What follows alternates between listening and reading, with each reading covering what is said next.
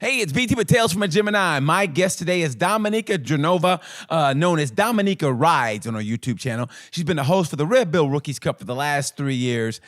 And I thought I knew her, but man, I discovered so much more about her in this little chat we had. I think you're going to love this. Please welcome my guest, Miss Dominika Rides. Yeah. This one has been a long time in the running. Why hit that time? Why hit that time? I can't wait for this one. Here we go. 1, 2, 1, 2, 3.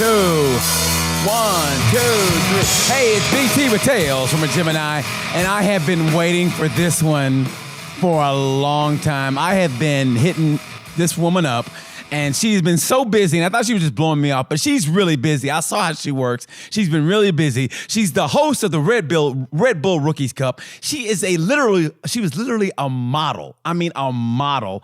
And now she's killing it in life. She's a little injured right now, but she's killing life. Please welcome my guest, Miss Dominika Rides. Dominika, how do you pronounce your last name? Grnova?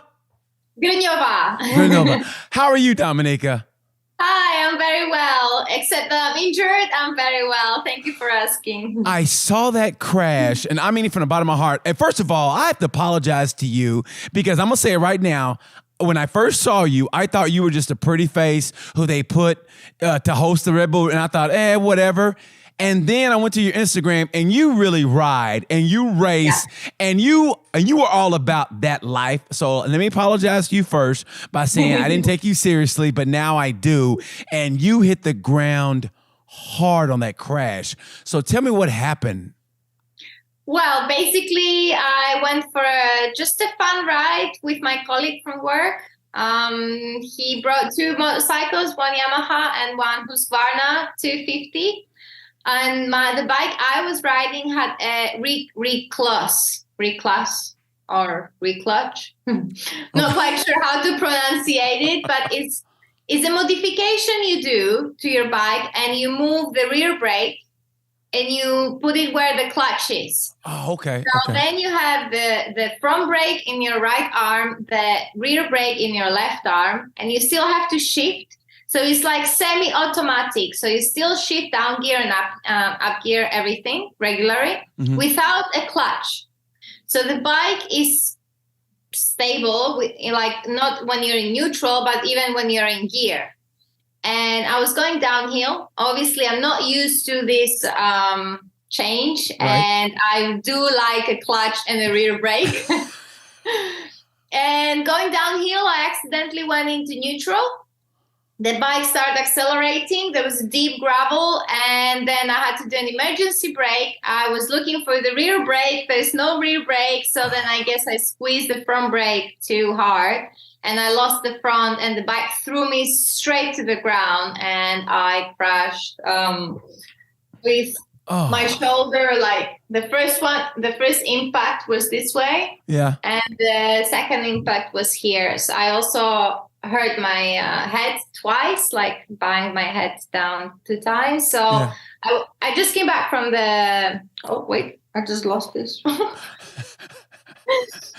I'm still getting used to this because I just came back from the doctor. Yeah. And he told me I have to wear these and not move at all. My shoulder. So this one is pushing the acromion, which I dislocated, down. Oh. And I also had a head concussion, and the discs in my neck moved, so they're like twisted. So he did some magic today, and hopefully when I go there a few times, he will ease the pain. He gave me new painkillers, and we have to take care of the inflammation that is in the shoulder. So nothing is broken, dislocated, but it's still painful. I don't want to swear. So, go ahead. No, go ahead. Be who you are. I mean, seriously. Painful AF. Painful AF.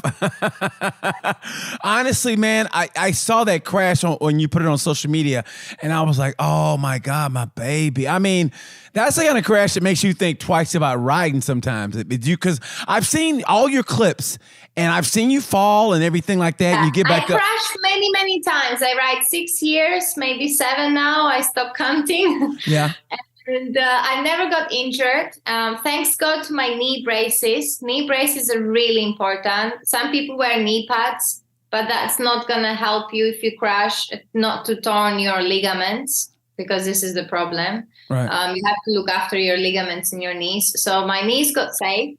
I had an impact in my hip bones as well. Yeah. The hip bones, that was a little painful too. But if I was not wearing my protective gear, which is like a elite body armor, that probably this would be a lot worse.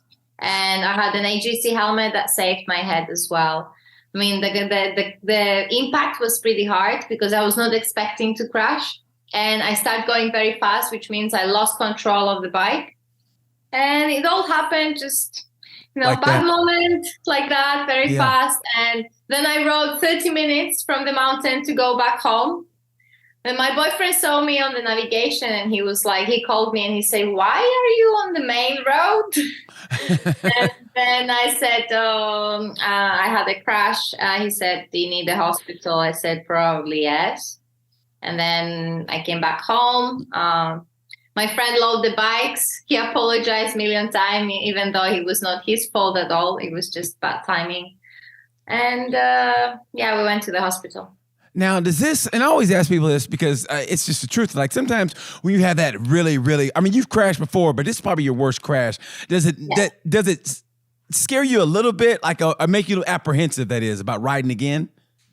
No, the thing is they always say that if you crash, try to ride as fast as possible to go back on the bike. Yeah. For example, when I had my first crash on the track, that was in Silverstone.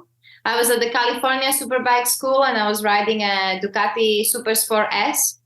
I basically missed my turning point.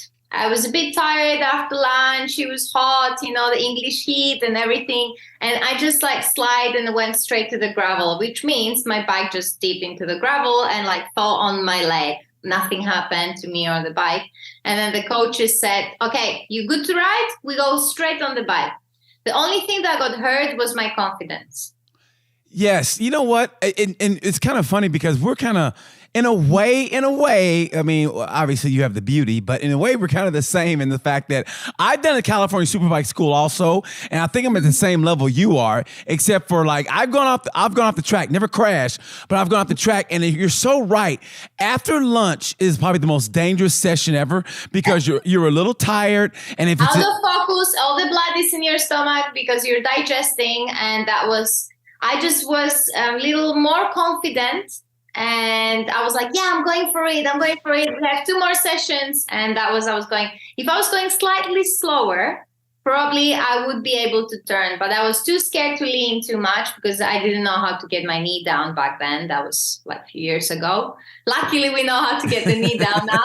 Well, that's where you have an advantage over me. I've never gotten my knee down, and it's killing me. And it's scary. The first moment you hear that you really get scared and you kind of go, "Oh, what happened there? Oh, I got my knee down." And then it's a great moment to remember for the rest of your life. Yeah, but I don't know that moment. I haven't done it yet. You will find out. I don't know that. I had where my boot got caught underneath the foot peg, and it was but it wasn't my knee, and I was like, and I go, that was my boot. So I'm this close, and you have to relax and stop thinking about it, or then do what I did. Go and do pit bike training, which is a lot easier and a lot more safer to get your knee down. Yes, but you had the greatest rider in the world help you, which is Marquez. Marquez showing me how you had Marquez. You cheated. I mean, honestly, that's great. I didn't call him. He was just there watching. Yeah, he was just there Mark's just hanging out, watching hot chicks ride motorcycles. Go, "Hey, let me go help Dominika." Really? I mean, come on now. It was also his brother, Alex Marquez. Both of them were watching what I was doing, which was no pressure on my riding skills, right? So you have the 2 best riders in the world. You have 2 world champions helping you out. Between the both of them, there's literally 11 world championships, and they help you. They just happen to help you out. So yeah, you got a little bit of advantage over riding Ovale. It was the perfect way to get my knee down for the first time because the speed and the distance is a lot smaller, which means it's a lot safer. And when you make a mistake, even though like ovale is not forgiving because it's so sensitive, you still like, I got scared. I pulled my knee back up and then I was like, oh yeah, I can actually do this. And then I started putting more and more pressure. So it was great. With big bikes, it's a lot more scarier, I would say. But I loved it because when you did it and you came in, everybody came and I thought that was so great. That's all the mechanics from the Rookies Cup. They were supporting me. They loved you, and honestly, I thought that was great. And also, the one crash I thought was really tough was when you inside the go-kart track. When you crashed there, you crashed twice at the same corner. I had a bruise on my elbow. That was just that. That's just a bruise. That was the ride. And again, it was I lost my concentration, maybe trying too hard, or I was focusing too much on my body position and not looking. And the first time I was almost went to crash into the wall, and then I pulled it and then tried to save it, but then I crashed. And the second time, I thought I'm Marquez, but it didn't work. Yeah, he makes it look easy, but it's harder than it looks, you know? Of course, it's years and years of dedication and training and sacrifices. And these people, they're Olympic athletes. They really are. And speaking of which, honestly, like if anybody's watching right now, you're wondering where her accent comes from. You are Slovakian, am I correct? Slovakian, and I grew up in Greece. You grew up in Greece, okay. And now, which came first? You being a model or becoming a Red Bull Rookie? So I started modeling in 2004. And how did that come about? I mean, were you discovered? Were you like at a? My sister is like 5 years older than me, and she wanted to be a model. She was always trying to get into the fashion world. I was doing karate and I was back in school, so I was not interested. Yeah, I'm a black belt in karate. You're a black belt in karate. I did not know that. See, if you're watching now and you're thinking about making a move on her, she knows karate and her boyfriend's a doctor. That means she can beat you up and he can pat you up. So just so you know. So fair enough. Yeah. In 2002, I was the champion in Greece in karate. Actually, worldwide champion in Greece. Are you serious? I did not know this about you. So, but let's go back to our story. Yeah, I was doing karate and I was back in school, so I was very a tomboy kid. I was enjoying activities and stuff. And then my sister, she was studying, and then she heard on the radio that there's a casting for the Elite Model Look Contest. It's a competition. Do you know Elite Agency? Who doesn't? Yeah, I mean, I'm back in my day, I was kind of good looking too, so you ain't the only one. But anyway, go ahead. So Elite is a worldwide agency, very well known, and they were organizing like worldwide competitions. And there was a casting to find the right girls. So I went there with my sister, and my sister was the one that joined the casting, but I was waiting outside. Some people from the crew went outside for a cigarette. They saw me. They asked me what I'm doing there. I said I'm waiting for my sister. So they convinced me to join and do the casting as well. Short story long, I ended up winning that competition in Greece. And that's how my modeling career started, because I went for the international to Shanghai. There were girls, beautiful girls from all over the world. Like, I was representing Greece. There was girls from Holland, Bulgaria, Romania, Slovakia, Czech Republic. Sweden. All the countries, exactly. And then scouters from Japan saw me. So when I came back to Greece, they contacted the people that organized this whole competition. And they said, we want her to come to Japan and start work as a model with a contract. So then my first trip ever was in Japan, and I ended up staying 6 months there and working as a model. And it was, pretty awesome and perfect way to start my career. First of all, I mean, it's unbelievable. You make it sound like it's just ho-hum, but it's like you were just sitting there waiting. You're waiting on your sister, and I said, hey, by the way, you ever thought about doing this? Maybe. And now you're living in Japan for 6 months being a model. I mean, I was a teenager. Like, what's better for a teenager to go and, avoid school and be in Japan and play dress up? That's how I saw it. I didn't see it as work. I just saw it as an opportunity to expand and open, the perceptions and everything in your life, and just get to know something new. Well, what was the original plan then? Like before modeling came along, if you had to go on that trip with your sister, I wanted to become a police officer or a vet or a karate, open my own karate school or a teacher. I like animals, but then I could not stand the blood. So vet, that was not possible. Yeah. And maybe police officer or a karate teacher. Do you ever think about getting an MMA? No, but it was tricky because then when I was 17, I got diagnosed with a heart syndrome and I had to stop doing karate and I had to stop any kind of exercise. So then that plan was canceled too. So then I ended up going with modeling. Wow. What kind of heart condition was it, by the way? What kind of heart condition? I still have it. It's called Wolff-Parkinson-White. It's a heart syndrome that gives you arrhythmia and tachycardia. Oh my God. Are you going to be okay? I mean, are you going to be... I guess so. If I have a calm life and I don't stress, which is basically impossible. Well, I will try to keep this kind of down on the down low here. Yeah, this is fine. Don't worry. So, okay, does it affect your motorcycle riding? Because, I've seen you do the enduro, you go into the mountains, and I saw that one. I learned to listen to my body, and I learned to listen, every human has their own limits and boundaries, and I learned where I can push, where I cannot. Some days are good, some days are bad. It's good to listen to our body because not every day is the same. And the day I crashed, that crash, actually the whole day I felt a bit, not dizzy, but like a blurry vision, and I was not maybe 100% focused and concentrated. So even my reactions were a lot slower. So maybe I should have called it off. But I really wanted to go and ride with my friend, and we said, it's just a fun ride. But as you can see, bad things can happen even if it's a fun ride. Okay, so how did you not you crash and first your body goes into shock a little bit. So did you have to purposely think, I got to slow my breathing down so it didn't accelerate my heart? And I mean, did you think about that? Basically, I do meditation and yoga just to manage, to be nice and calm. It doesn't work always. Sometimes it won't. I was going to say that because honestly, and I mean this from the bottom of my heart, when I ride my motorcycle and, anytime you ride, especially on the street or whatever, you get in those tricky conditions. And I swear yoga makes me go, and it happens so quick, but that breathing and that meditation helps you go, it calms you down.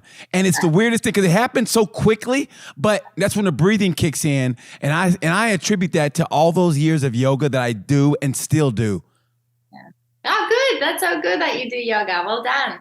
So look at that. So I told you, we're like this. I mean, we really are, except for the heart condition. We're like this, except for this sounds weird, but how do you keep your body in such great shape? Because honestly, I look at you and you're like this. And so in being a model, did you ever have any food? I was one of the lucky ones. My genes, thanks to mom and dad. I don't put weight on. I'm very lucky. Even though I'm also very active. It's not like I sit on the sofa and watch TV all day long. I do like to do things and I move a lot. I don't go running due to my heart condition, but I try to do yoga every day. Maybe, if it's 10 minutes or an hour or 2 hours, it depends how much time I have. Just a little bit. It doesn't matter. You can also do yoga for 5 minutes. Yeah. Better than nothing. I like I said, every morning I do yoga and it helps me in just life. Start the day in a good way. Yes. Now, so let's fast forward. When did the love of motorcycles come in? Was it always there, or how did it come about? Because I remember you saying something on your website. You said you thought maybe because of society that you'd never get to ride. And I was like, why? What? And why did you think that? When I was a kid, I used to, the area where I grew up, there were lots of enduro and motocross. And every time I would see that bike, I could see the sparkles in my eyes, be like, Mom, this is what I want to do. This is what I like. And my mom would be like, no, this is, how do you say, for granted? This is, Forbidden? Not, Forbidden. Yeah. This is forbidden. This is especially when you're a woman. Yeah. Nobody encourage you to say, oh, yeah, go for it. I'll take you to school and you'll start riding. No, and I was begging my parents to take me to riding school or just to, start a little entry into the motorcycle world.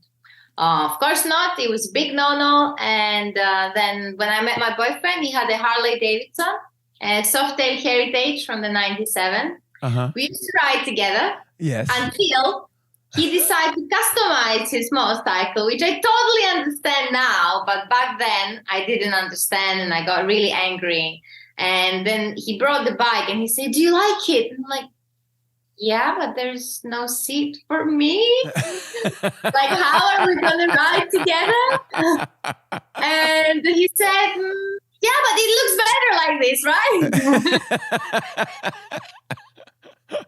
Yeah. So then I told him, okay, you have two options. We're going to break up or I'm buying my own motorcycle. And he said, okay, let's go and buy a motorcycle. I'm like, no, I can't do that. And back then I was 27 years old, living in London, very independent. In general, I'm like very independent since I was a teenager. I make my own money. I had some savings and we went to the bike shed for breakfast.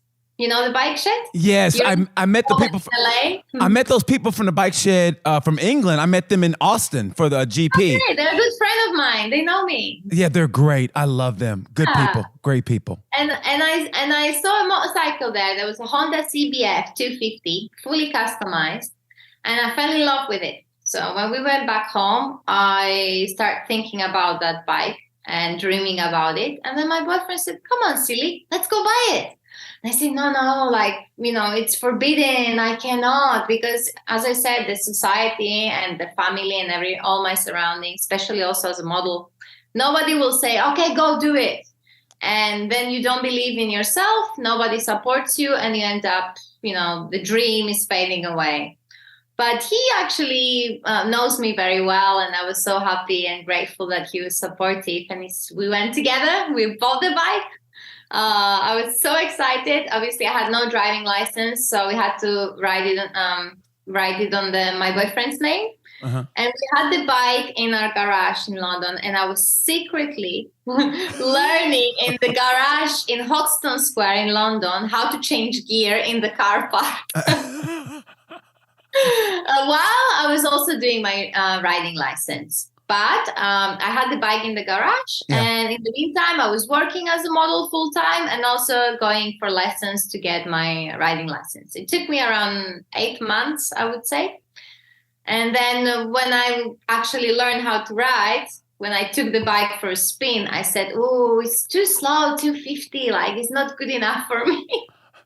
Not fast enough. Yeah. And then we went back to the bike shed. We gave the bike back. We kindly asked them if they can sell it. They say, of course, we can sell it. And then I bought my Ducati Scrambler, which 800cc. I thought, okay, it's too big for me. I'm a beginner. But step by step, we customize it. I learn it, and that's how I become Dominika Rides.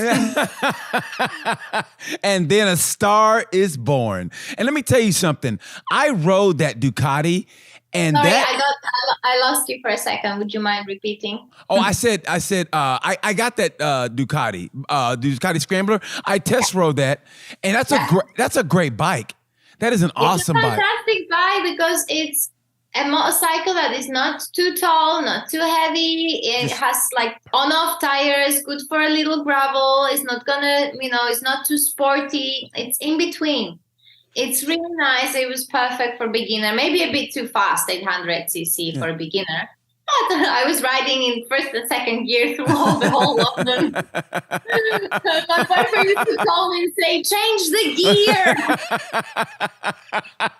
Well, you know what, honestly, and that's where, like I say, I apologize because I literally was like, it's just a pretty face. She doesn't know anything about motorcycles. But watching you on your YouTube channel, go to her YouTube channel, Dominika Rides. Her YouTube channel is great because she reviews all these motorcycles. And let me tell you something. What I like about you is she doesn't hold back. Because there's a bike that you don't like, and you say it. I think and correct me if I'm wrong, it's a Triumph, isn't it? You say you don't like the Triumphs. He said, he goes, I don't like the way they sound. I don't like the way. I was like, oh my God. I mean, who says that? You can have preferences, right? You don't need to like everything.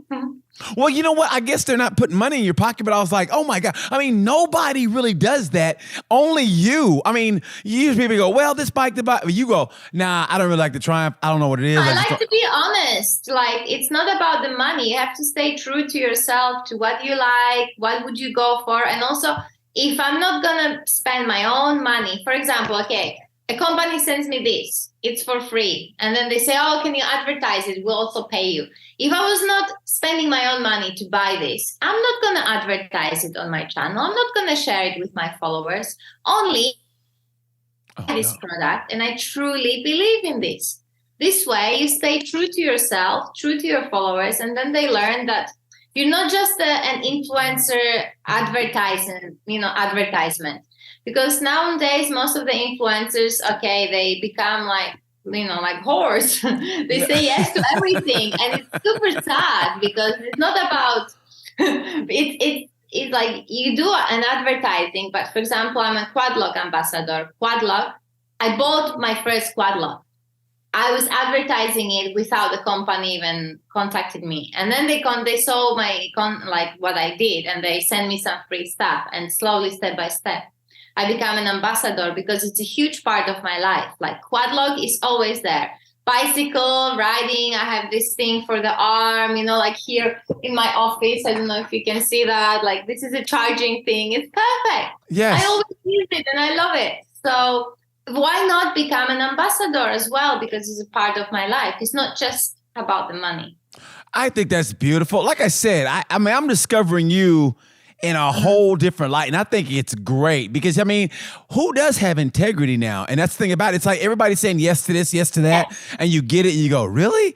And so in a way, looking at it like you said, yeah, if you say you didn't like it, like, whoa. So I think it makes people go, okay, I'm going to try it and see if she was right about this, or like, okay, if she didn't like it, then, let me see if she's liking this or whatever, and I like that, then I might like this. So they're going to trust your honesty. People ask me like, should I buy a Triumph Tiger or Multistrada? And I'm like, dude, I might like Multistrada a lot more than you, but you should go test ride both bikes and see what do you prefer. What makes you smile? What makes you happy? What suits your body type?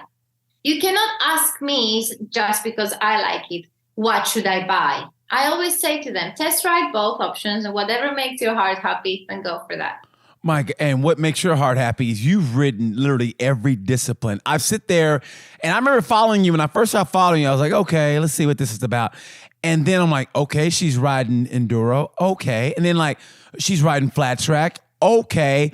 Only thing you haven't ridden, and I want to see you ride, I want to see you do a drag. I want to see you do a drag bike. I want to see you. I started flat track and I was invited. Well, that's how I got into flat track. I got invited by ITV4 in UK to race a dirt quake. It's a fun event where you can race. And as you can see, that's my trophies over there. So it's like 2-2. And the first one is in Greece. So that's what I won. I won two times.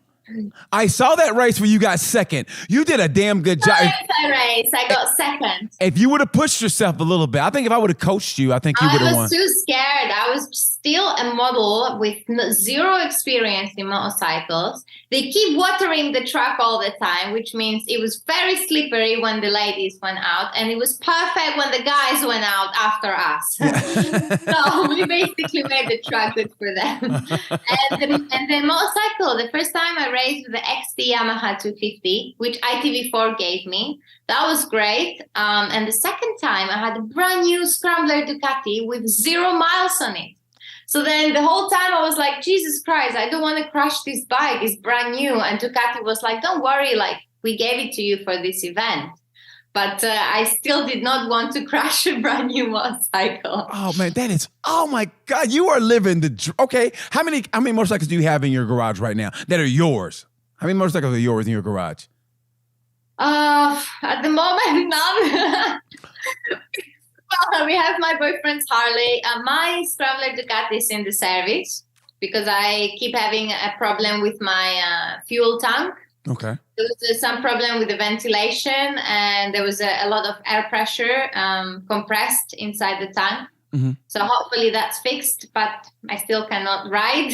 Yeah. And I had a little Enduro YCF, which I gave back. That was like a long-term press bike, but I don't want to ride YCF anymore because it's like a pit bike, maybe slightly bigger than a pit bike. But since I'm so tall, I actually want to get a real Enduro. I mean, not that pit bikes are not real, but I think I got everything that I could.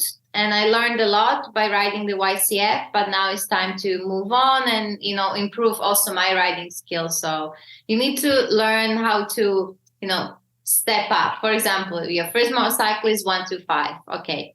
When you've done with that, then you can move on into the next one, which is 250 or like Duke 390, for example. It's not that you should, buy a Street Fighter and that's it. You should start step by step, level by level, and slowly go higher. So as a first enduro bike, the YCF was great, but now it's time for a Husqvarna 250. Ah, look at you. Good for you, baby. Good for you. Okay, so let's move on to how did the getting involved with the Red Bull Rookies Cup? Because that's where you were introduced to the world. At least for me, that's when you introduced to the world. Let's go one step back and go to how I become an influencer. Because when I bought my Ducati, I was still full-time modeling. So I was using my bike to go to castings, to work, and everywhere. So slowly, step by step, London got to know me because I was let's say I'm a good model. Like I did really good jobs. Okay, but listen, how did you not get when you go to a gig? How did you not have helmet hair? Where your hair is all sticking out and everything. How did you not have that? Because I always braid my hair and just, try to be calm when I put my helmet on and off. I don't know. I guess because my hair is straight, it was not a major problem. But I started going to the castings and I was working back then for Topshop, for Superdry. I was a bestseller at ASOS, like all the mainstream brands that we are shopping all the time. I was the bestseller. So I was working 5 times a week, sometimes 7 times a week. Mm-hmm. And then Ducati saw my post because I, by fun, just started posting on my modeling account some motorcycle pictures because I was excited. And then they contacted me and say, do you want to come to Bologna? We want to meet you. And you can try the new Cafe Racer at the press lounge. So then I was like, oh, yeah, okay. I bought my Ducati. You're inviting me suddenly now to Bologna, to the factory. And yeah, I said, okay, yeah, sure, why not? And that's when we met. We become a family with Italians. They're amazing people, like Scrambler Ducatis, the first people that discovered me and saw me. And they also saw the whole potentials I could have in this industry. Because before I would never think I can become a motorcycle influencer. And now we say the content creator, which sounds a bit nicer. Yeah. And I got some pictures. I saw how the other journalists work. And I kind of start thinking, as a model, 17 years of experience. I really know how to pose in front of camera. I work with so many different teams. I could work as a creative director. So now I'm a creative director to my own stuff. And then I become a Ducati ambassador. They start giving me press bikes. I start doing some posts, some reviews, and step by step, I opened this Dominika Rides Instagram that you were following as well. Thank you so much. No, thank you. And step by step, lots of other brands contacted me because obviously Ducati, it's a big brand to start with. And then when other people see a smiley, pretty, happy rider, they want to work with them too. And that's how I start working more and more. And Red Bull were watching my channels. So now I'm going to your question. They're following my Instagram and my YouTube channel. And they wanted to change up the things a little bit. Because before there was another girl doing my job, which was a fantastic presenter. But she did not. Which one? Emmy was. I love Emmy. Emmy's great. Now she's in F1. Exactly. She don't even talk to me no more. Yeah, She's great, but she don't talk to me no more. She got F1 now. She's like, oh. I bet she talks to you. No, she don't talk to me no more. I'm so upset. Anyway, I need to talk to her and tell her to talk to you. Yeah, please do that. My heart is broken. But anyway, keep going. Yeah, I will. So she was a great presenter, but she was not riding motorcycles. So then Red Bull create this thing, like a plan, and they invited me as an influencer to the last race in Valencia in 2019. I was there as a VIP guest and influencer at the Red Bull Hospitality. I was there as a content creator, right? Mm-hmm. So I'm crying, I'm super excited, I'm living the dream. I didn't even know what MotoGP is. All I knew was Valentino Rossi and Marc Marquez. Yes. It's not that I was, a big fan, I knew it, but I guess I was never encouraged to watch the race, or maybe I was too shy to watch the races because I didn't really know a lot of things about it. Right. So if you don't have a brother or father who's watching it in the house, and you grew up with that, you don't suddenly open your TV and start watching MotoGP, because then you feel what's going on? I don't understand anything. There's so many things that you need to know about. Right. So that was my first entry into the MotoGP world as an influencer, enjoying the paddock, meeting the riders, taking pictures. It was all crazy amazing. And the last day, one of the people that work at Red Bull, they sit down with me and they say, we would like to speak with you. So then I got terrified that I did some wrong post or I made a mistake or something that I posted that Red Bull was not happy with it. Yeah. And I was like, oh my God, what did I do? And then they said that they've been following my channels and they love my passion. They love how I how I do things, how I talk, what I do. And they truly believe suitable to become the next Red Bull MotoGP Rookies Cup presenter. And they offer me the job. Oh, that is awesome. I mean, how did you feel when they said that? Did you I cry and everybody was like, are you okay? I was like, yeah, it's tears. It's happiness. Don't worry. Everything's fine. And also we had a journalist from Greece, who me and him meant to be working together. But since Red Bull offered me this job, I did not have time for him. So I was like, we're not going to do this together. I'm going to work here. It was crazy. I knew instantly, obviously it's a dream job. I not even in my wildest dreams, I would think of working in MotoGP for Red Bull. Imagine you following your passion, you're doing what you like, you just share your everyday life, going to work, raining, sunny, happy, good times, trainings, bad times. And then suddenly Red Bull says, we love what you do. Do you want to work for us?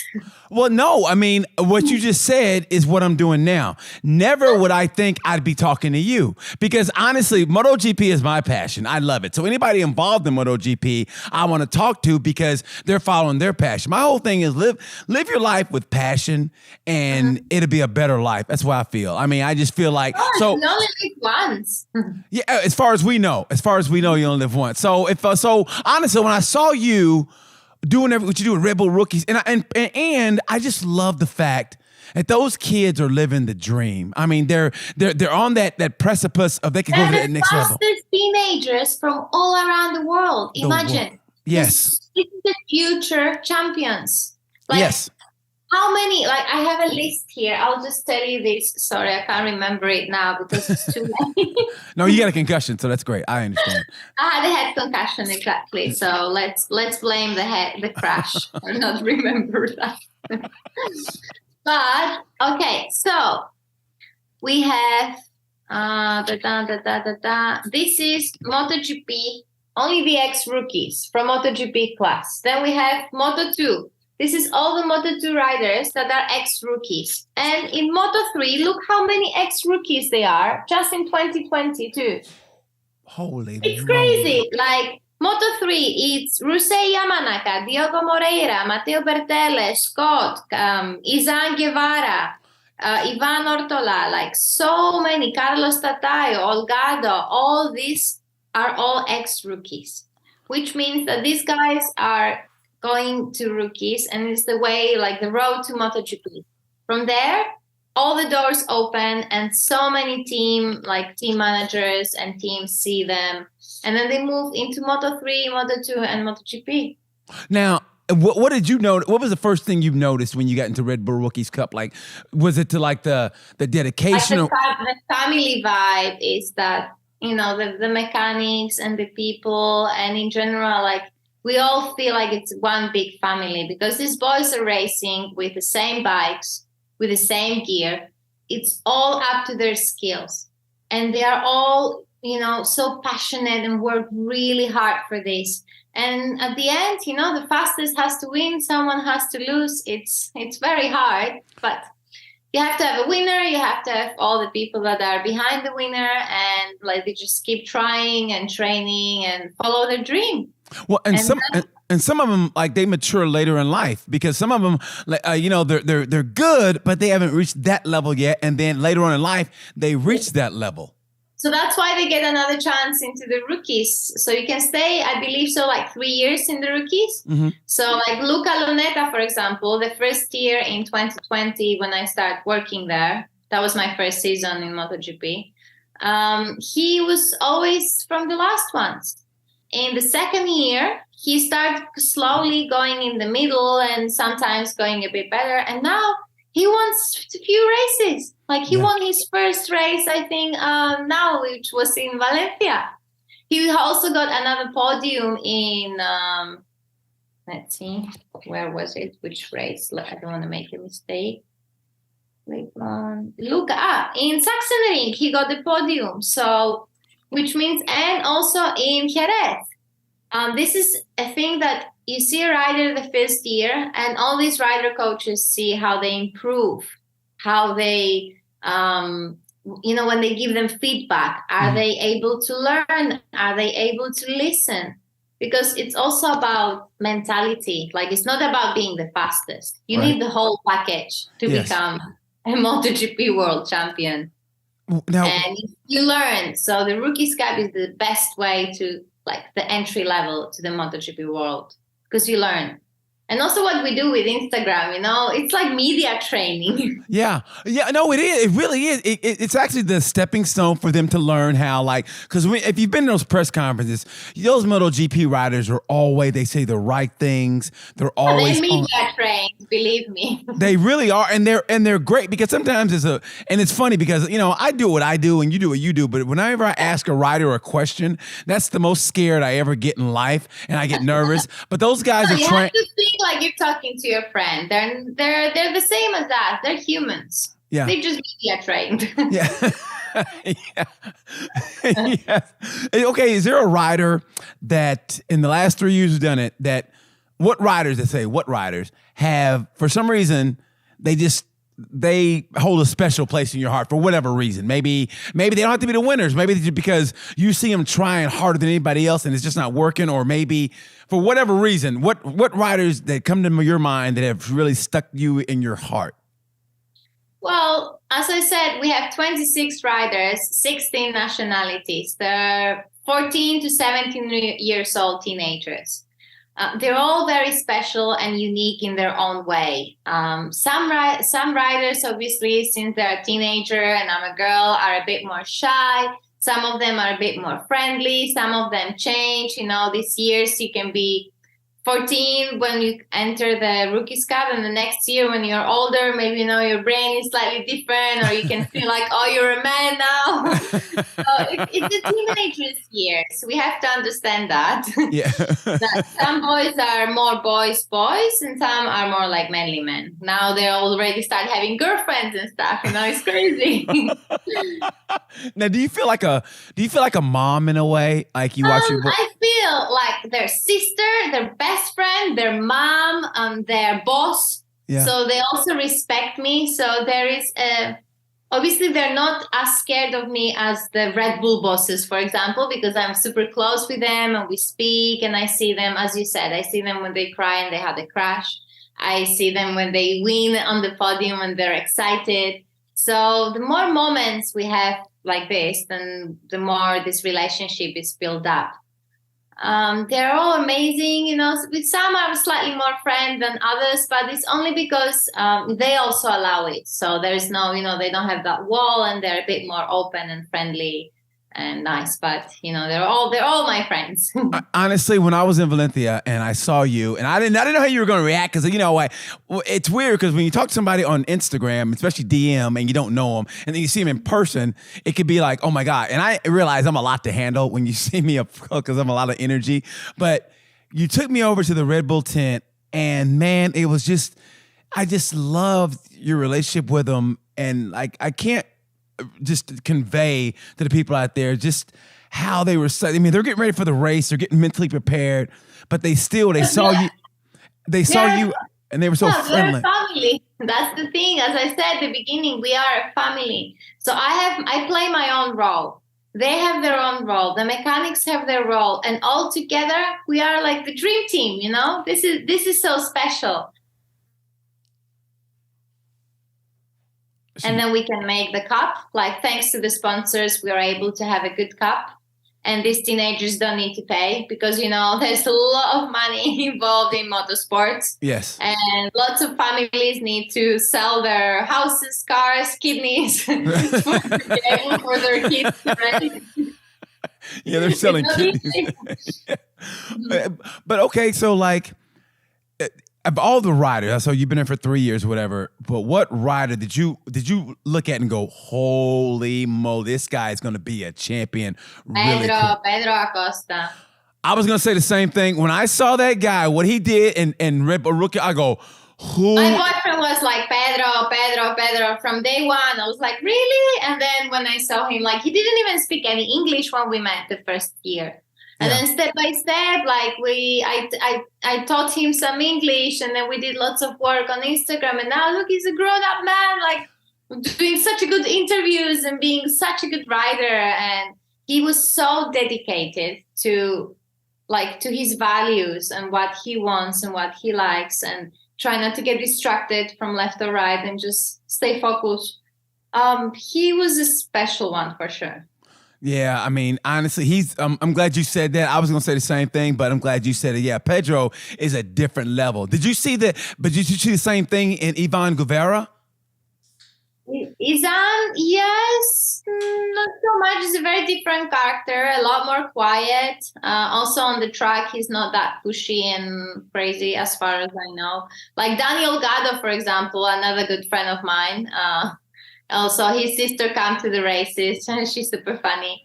And he was like a lot more aggressive. And when he moved into Moto3, you see he's doing pretty well, and he's fighting through for the podium. So this year again, he will be in KTM Ayo, if I believe, or Tech 3 or KTM Ayo. Oh gosh, don't get me on the. I'm not quite sure which one, but I know it's a KTM. Yeah. Man, do you get excited? Like, you excited about next year already, or do you need that break? Because I know it's a long season, and next year is going to be really long. The season's going to be longer. New tracks. Do you get a little sense of like our rookies have 7 stops, so we have a lot less compared to MotoGP because our races are only in Europe. Okay. Which means we have a race Saturday and Sunday, so we have 2 races per race weekend. Mm-hmm. So I miss not being in the other places when MotoGP is racing. Like, it feels weird to be home and not have a Rookies Cup race while the MotoGP is on. But as they are teenagers, you know, with the families and everything, still traveling and supporting, I guess is a great way, you know, to have only 7 stops and 2 races per weekend. Honestly, I commend you for that, and I wish that Red Bull Rookie Cup got more pub, because it's really great. I mean, Japan. Yeah, I mean, when I'm there for the races live, you know, after the last session for Moto 2 is over, if that's the format, then Red Bull Rookies Cup comes, and people sometimes leave, and I go, no, stay and watch these guys. One, yeah, they are staying. Because when I was in Valencia and I watched those last 2 races, it was for the championship. It was so interesting to watch it. I mean, you're intrigued, going, come on, man, you got to make this move because you got to get this championship. And it was also just how fascinating is to see these teenagers going 215 kilometers per hour. It's like incredible. They're going so fast. It's insane. And they're this close to each other, this close. Yeah, so it's really, I mean, it's so intriguing. It's so great. Now, move on to you. How long do you want to work Red Bull? I mean, what's your eventual goals? One thing before sorry to interrupt. One thing I wanted to say is that when Red Bull offered me this job, I had no idea how to do presenting because I did not go to a presenting school or journalist or anything. So they said, don't worry, we'll train you. And they pay a BBC journalist from UK, and I had 2 Zoom sessions online, and then so then I learned how to become a presenter basically just by practicing it and working. And since I was so good on social media, they also asked me to do the social media for the Red Bull Rookies Cup account on Instagram. So I also do some TikTok videos and all the stories on the Red Bull Rookies Cup. So if you go there on the highlights, you can basically see everything we do throughout the race weekend, like track walk, FP1, FP2, quali, free practice, some fun moments, interviews with the boys, some details about every circuit we are. It's very interesting. And I try to like mix it up and show our riders, maybe some mechanics, our sponsors, a little bit of everything. So people get the idea, especially when I started working, we had COVID. Yes. And there were no spectators. And also the kids, they were allowed to have only one helper with them, which is usually their dad. So which means... Uh-oh, it's stuck. Oh, no. And they were messaging me on Instagram saying, like, thank you, Dominika. Thanks to you. Like, I can see my son. Like, I'm so happy. Thank you for being so kind and showing us, because some interviews I try to feature all the boys and they were unable to, to be on the circuit due to COVID rules. And I was very happy, and that's how I felt like I'm actually doing something good, because if their moms are telling me that they're enjoying the stories, then people are getting a positive feedback from this. No, just everything you do is just so positive. When you see you in public, you're just nothing but a big ball of just great energy. You're like a sun of energy and fun, and just you're warming and you're everything. So what's your overall goal now? Like how long do you want to do this? And how long do you want to model? I'm very happy with the rookies. Like I still model now, but it's a selective jobs. Like I'll be on the cover of Vogue Greece in December. Congratulations. Yes. Because if people don't know, I was supposed to do this interview last week. She goes, hey, listen, sorry, but I got to do Vogue magazine. I go, well, you go ahead and do that Vogue magazine. I go, I understand. Trust me. So congratulations. Sorry for canceling last minute, but they booked me for the job, so I couldn't say no. It's Vogue. It's Vogue, baby. I understand. Trust me. I would have canceled me for Vogue. So yeah, so good for you. Good for you. I'm happy for you. So what do you go now when it's all over? I'm very happy. I want to stay with the rookies for sure. A couple of more years, because I really like it. Ideally, I would like to have my own show. For example, how was the Top Gear? I would like to do something like that, but with motorcycles, and have some guests, some nice crew. Travel, try different bikes, set up some games, have different people, because there's lots of celebrities that ride motorcycles. Like me. Exactly. You will be one of our guests for sure. I'll put you on the list. Yeah, whatever. Yeah, I'll be expecting that phone call. I'll be looking at my cell phone like, must be broke. Get the flat track race. I'll invite you so I can teach you some flat track. Yes, I would love to. And I take great notes. So yes, I would love for you to teach me flat track. I would love for you. Now, when it's all my own show would be great. Okay. In general, I would like to become a bit more professional on YouTube, because at the moment I'm editing, filming, uploading everything by myself, and would be really nice to maybe have a crew and that they will do all that editing and that job. And Okay. would be great. And just in general, like I'm very open. I want to stay in the motorcycle industry. I really like this. So we'll see where the road will take me. I'm just following my passion. I have few dreams and few goals that we will see, and also whatever new comes in and we like it, we'll keep it. So, would you like to get into acting someday, maybe? Sorry, what? Would you like to get into acting someday, maybe? Acting? Yeah. I don't know. There's a lot of models that become actors after. I wouldn't mind playing a James Bond movie, but I need to ride a motorcycle. There you go. Yes. Yes. That's a good one. As long as there is motorcycle involved. I actually did my first double cascader job for a series called The Bridge on TV. And the woman was a police officer, and obviously she didn't know how to ride. So I had to wear a brown wig, put the clothes on, and pretend like I'm her and like chasing people in Athens. So that was hilarious. Nice. That was good. Acting, not full time for sure, but I wouldn't mind playing some roles as long as there's motorcycles involved. So okay. Now, when it's all said and done, we'll see. I do like the presenting side. Okay. Now, would you rather be known as a supermodel or something in the motorcycle industry? I mean, would you rather be known as a great motorcycle rider? No. Like the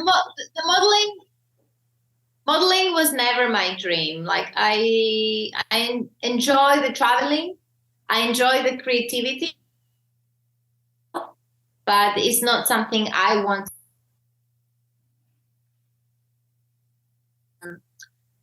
Suffocating, and I'm not doing something that I truly like, because as a model you're a blank canvas. You are a little soldier that you have to follow the rules, and they book you for that blank canvas that you are, and they create the personality of the. It's almost like acting. That's why I say I'm not sure if I want to be an actor. Yeah. And with what I do right now, I can actually, for the first time in my life, I can be myself. That's great. I mean, honestly, you're a great self. You are a great self, and I mean it from the bottom of my heart. Before we got here, make me happy. That's the thing. Like, they make me really happy, and that's why I'm this happy, smiley rider. Because I also choose motorcycles to review because that's the ones I like. I'm not going to choose, for example, Triumph, which I'm not that passionate about, but I'm going to choose Ducati, which they make my heart beat. It's that's why you don't see much negativity on my channel, because I prefer not to involve with a brand that I don't like, or I truly don't believe, or I see, it's not up to my standards, or it's not matching my style. That's why it's mostly positive things on my Instagram, because it's things that I personally choose. And I'm my own boss. It's all positivity on your channel. It's all positivity. And before we get out of here, any beauty secrets for me? Like, how can I maintain my beauty? I mean, I want to be like you as far as beautiful skin and everything. So any beauty secrets? 8 hours of sleep. I can suggest for sure 8 hours of sleep. Okay. You know these gel things that you put under your eyes? Yes. Like this. Yes. They're perfect for the morning to make your eyes look, deep up and make you look nice and fresh. It really works. Okay. Okay, I'm going to do that. All because of you. Listen, good. I need a selfie when you do it, please. I will do that. I'm going to get a selfie and I'm going to send it to you with the puff. I promise I will. Okay, great. I promise you I will. Okay, cool. Deal. We have a deal. Pinky promise. All right, listen. We're about to get out of here. If there's any place, if the dream ride, a place that it's on your bucket list. I hate to say bucket list. I just say just do it list. I do. What is your? You want to know what is it? Where? Wow, it's a place where I start my modeling career. Japan. Yeah, you found it. Mount Fuji. I want to know. I've been there for a photo shoot, but I actually want to go and start my trip from Tokyo and go all the way to Hokkaido or all the way to Okinawa. So it depends on the weather. Here would be great. Okay. Okay. The debate is, I don't know if I want to ride Ducati or Harley. We will see. That's a good problem to have. That's a good problem to have. Dominika, different ways of riding. Like Harleys are a bit more chill, low rider. Ducatis are a bit more sporty. We will see. But I hope I really can make it next year, because Japan, it's somewhere where I started my modeling career, and I didn't even speak any English back then. Yeah. And now I would like to go there after all these years and just experience it through a different way, not by working, by enjoying the Japanese culture, the food that I love, and in general, I do feel like I'm half Japanese. So. Hey, Dominika, honestly, it has been a pleasure talking to you. I mean it from the bottom of my heart. I've learned so much more about you than I knew, and I just love it. Thank you so much for your time. I mean it from the bottom of my heart. Thank you. Anything else you want to say to the people? Anything you want to plug? Anything? Well, I also want to say that I really enjoyed this podcast, live video. How do we call it? Yeah, podcast. A podcast. Yes. Podcast, yeah. It's awesome because you're such a great soul and full of amazing energy, and you are very passionate about motorcycles. So we do have something in common. We're best friends without even knowing each other. Yes. So thank you so much. Yeah, exactly. Dominika rides. And thank guys, you so much. Always wear your protective gear when you ride, and don't look at me right now. I will be fit to ride in a few weeks. Dominika, thank you so much. I appreciate that. Watch the Red Bull Rookies Cup. She is the host of the Red Bull Rookies Cup as Dominika rides. You're going to love her. Watch her next season. I'm BT from Tales from a Gemini saying thank you so much. And you know the word, peace.